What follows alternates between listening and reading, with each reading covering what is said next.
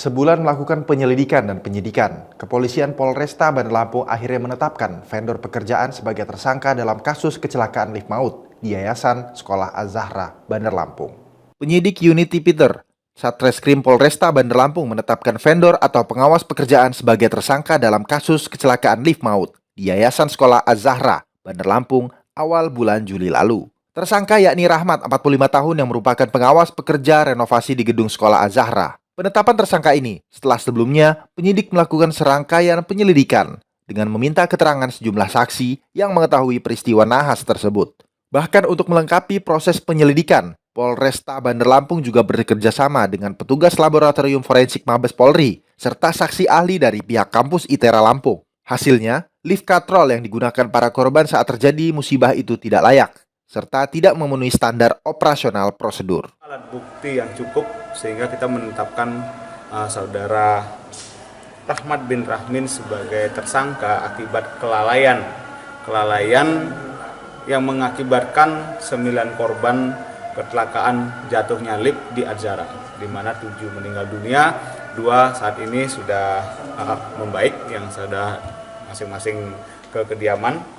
Adapun dari hasil kelalaiannya yang kita dapatkan, baik ahli dari lab forensik Palembang dan dari Universitas ITERA, dari ahli daya angkut pesawat angkat, menetapkan beberapa technical error yang dilakukan oleh tersangka tidak sesuai dengan standar operasional, standar kompetensi, dan standar Indonesia, sehingga mengalami kecelakaan tersebut.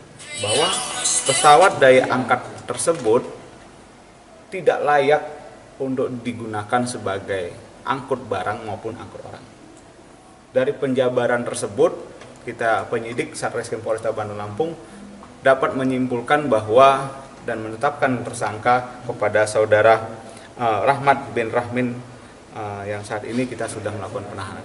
Ada bakal tersangka lain kan? Nanti kita kembangkan, karena kita harus secara objektif menyampaikan ke rekan-rekan apa kelalaian sehingga menyebabkan terjadi korban meninggal dunia dan luka berat. Untuk status tersangka sendiri ini memang pemborong atau vendor? Ya, berdasarkan dari hasil penyidikan mereka bukan konsultan bangunan atau pengawas, dan dia juga yang berperan untuk memasang lift dan pengadaan lift tersebut. Selain menetapkan tersangka terhadap pengawas pekerjaan, polisi juga menyita peralatan dan tali seling yang digunakan lift katrol sebagai barang bukti. Polisi juga masih terus mengembangkan kasus ini dengan kemungkinan adanya tersangka lain dalam kasus kecelakaan lift maut tersebut. Atas perbuatannya, tersangka kini mendekam di ruang tahanan Mapolresta Bandar Lampung. Dari Bandar Lampung, Andi Apriyadi, Metro TV Lampung.